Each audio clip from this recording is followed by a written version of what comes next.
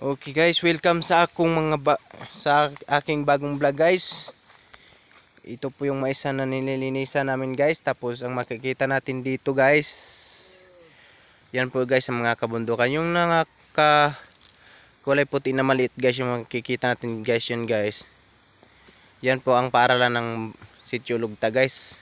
So makikita natin dito ang bundok na doon banda sa Valencia guys, yan guys.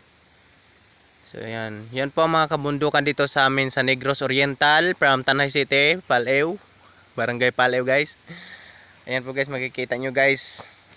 So nandito ako ngayon sa kabilang bundok guys, ito guys. Nandito ako sa kabilang bundok, yung nasa doon banda mga kabundukan din yan guys. Tingnan nyo guys, oh, yan. Mga malalaking bundok din yan guys. So darating din ang panahon guys na mapupuntahan natin yan dyan guys, para magbablog lang guys. So, nakita nyo guys ang mga makikita natin mga tanawin dito sa amin guys. Ayan po guys, ayan. Yan ang dyan banda guys, yung tinatawag na puloy guys. So yan guys, nakikita nyo guys. So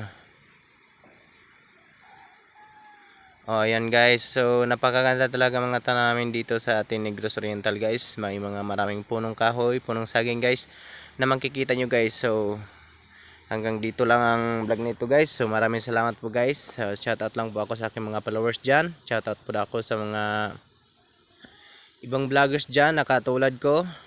Shoutout ako sa inyo lahat. So hanggang dito na lang guys. Maraming salamat po.